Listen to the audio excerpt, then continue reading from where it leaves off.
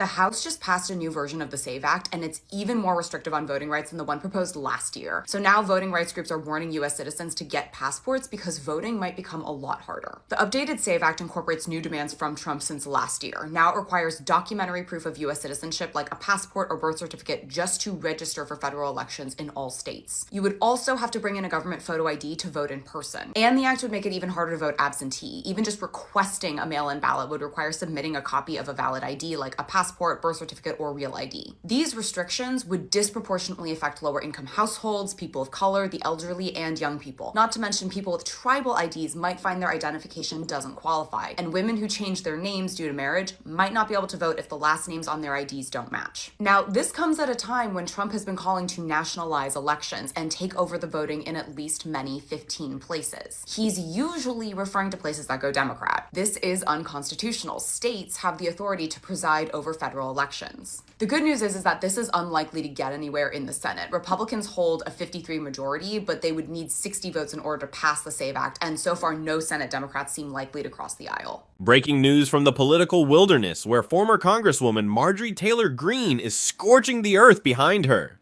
A viral video clip has just surfaced of Greene dropping a bombshell allegation about her former ally, President Trump, and the Jeffrey Epstein files.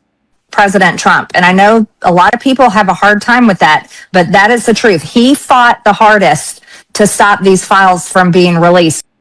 In the interview, Greene claims the president didn't just hesitate to release the documents, he actively fought the hardest to keep them buried. She describes a screaming match where Trump allegedly yelled that releasing the names would hurt people, specifically admitting he wanted to protect his friends. This contradicts the official narrative that Democrats were the only ones blocking transparency. Greene, who resigned in January, says this specific fight was the final straw that led to her exit from Congress. The rift is now a chasm. Trump has publicly branded her a traitor and a ranting lunatic, while Greene is painting herself as a martyr for the truth who refused to be silenced by the most powerful man in the world. She argues that Trump only signed the Epstein Files Transparency Act because a discharge petition forced his hand, not because he wanted justice. The MAGA movement is now torn between loyalty to the president and the demand for answers. Do you believe Greene's story, or is she just bitter? Tell us your verdict below. Breaking news from the political wilderness, where former Congresswoman Marjorie Taylor Greene is scorching the earth behind her. A viral video clip has just surfaced of Greene dropping a bombshell allegation about her former ally, President Trump, and the Jeffrey Epstein files. President Trump. And I know a lot of people have a hard time with that, but that is the truth. He fought the hardest to stop these files from being released.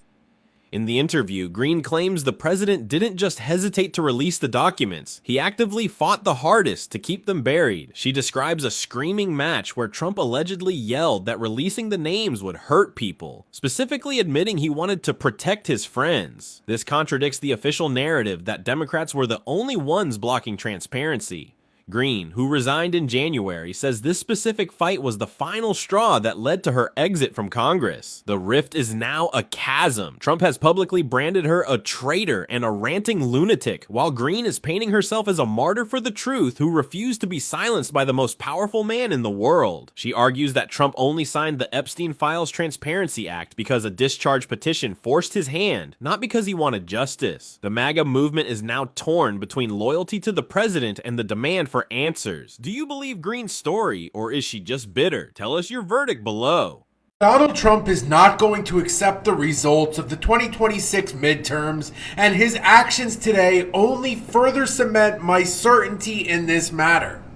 You see, he came out today and said that he was going to sign an executive order that would mandate voter ID in all states because he said that's the only way to stop the Democrats from cheating.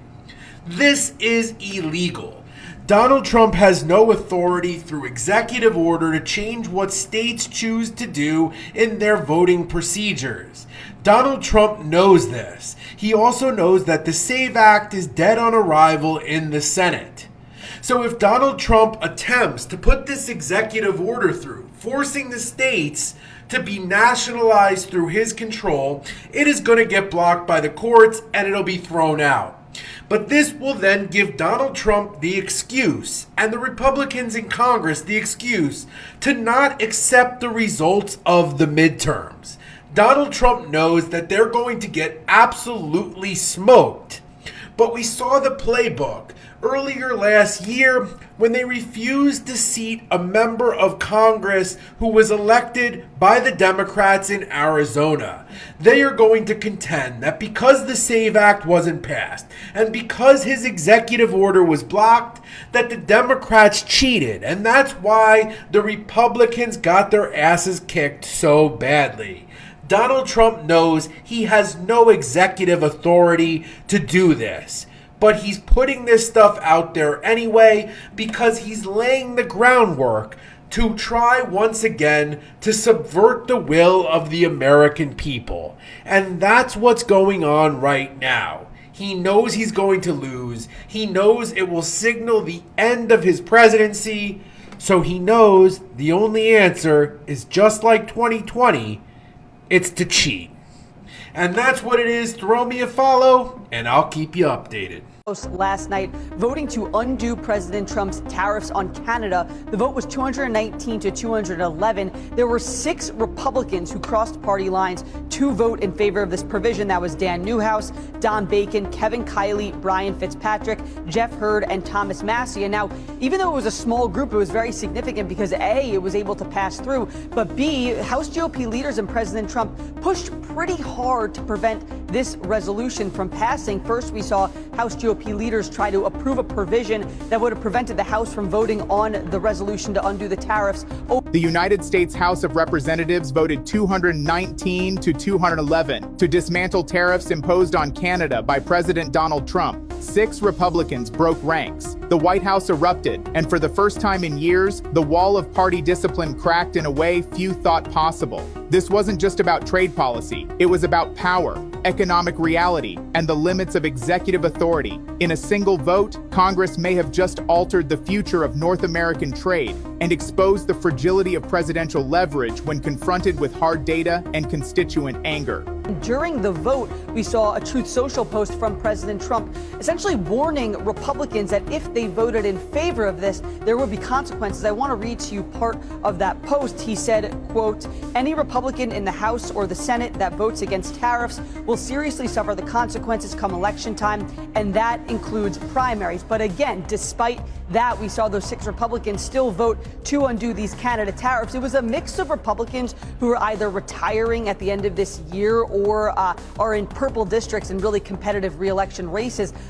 The numbers are stark.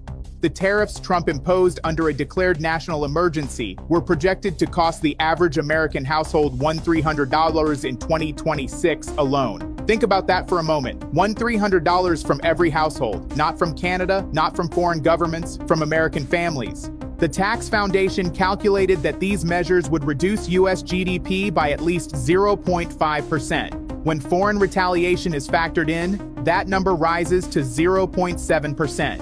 Steel and aluminum tariffs were estimated to eliminate 154,000 full-time equivalent jobs. Auto sector tariffs drove up vehicle costs and weakened competitiveness. This represented the largest U.S. tax increase as a percentage of GDP since 1993. And the American people felt it at the grocery store, at the hardware store, at the car dealership. Canada, very much so.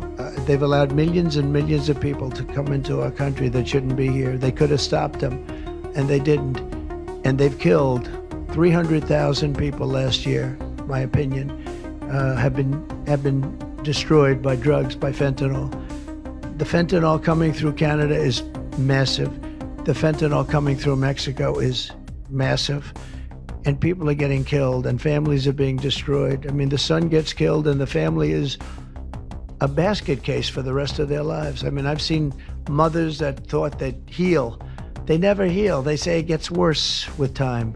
The legal foundation for these tariffs was the 1977 International Emergency Economic Powers Act. Trump invoked it by claiming Canada's failure to stop fentanyl smuggling constituted a national emergency. But experts immediately questioned this rationale. While some fentanyl does cross the Canadian border, the vast majority enters through southern land crossings with Mexico. The numbers don't lie.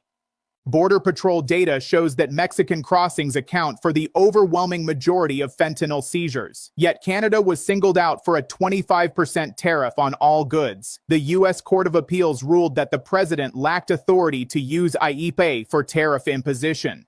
The administration appealed to the Supreme Court, but the legal uncertainty gave lawmakers the cover they needed to act. That these tariffs are having a negative effect on his constituents. And then Don Bacon, a Republican from Nebraska, who is also retiring, said that this is important for Republicans to do because the tariffs are falling on the American consumers.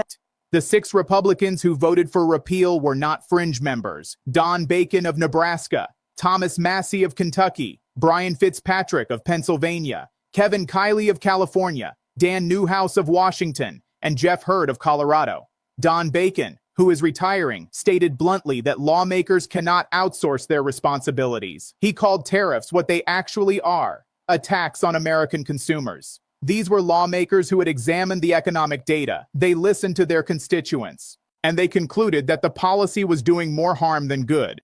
Guys, is it just me, or is it that the American politics is starting to look more like a reality TV show every single day?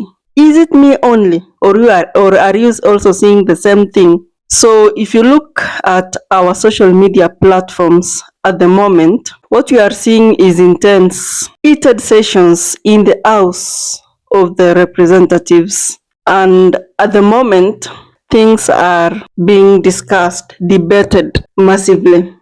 So today we are going to talk about the clips that we just played, and I am going to give you my honest review, my honest take, and we'll be in a position to understand why everyone in America is angry and what does this mean for the rest of us that are watching from outside America. So my good people, I want you to picture this. I mean, this whole situation is not just a debate. It's a performance, you know. You get to see the edited versions of the clips, only that just like some portions of the clips, probably 10, 5, 20 seconds moments of politicians debating. And the question that I have in my mind today, are they really solving the problems, or are they just playing games for the cameras to see, and then thereafter the audience believe that they are working? So in my own view, American voices are getting louder and louder each and every day. But something is getting clearer. We're getting to understand also where the problem is. I don't know if you've noted the same thing. So my good people, I want us to talk about the elephant in the room, MAGA, you know. There is a divide between the MAGA movement and the traditional establishment. So if you get to see these videos, you'll probably see a country that is fighting for its identity. Whether you agree or not, that's the fact. You cannot deny that energy. And this all reminds us that political passions that we see in the Pan-African movements, where people are tired of status quo and what they just want is someone who speaks their language, no matter how controversial it sounds. They just want somebody who understands what they're going through and is with them. That's the only thing that they want. At the end of the day, from the clips that we just watched, we get to see a country in the middle of a shift, louder, messier, and of course, very fascinating to watch. But I want to hear from you. Does this chaos make you lose faith in the system, or do you think this is just what democracy looks like in 2026? Kindly comment down in the comment section. I'll see you in the next video.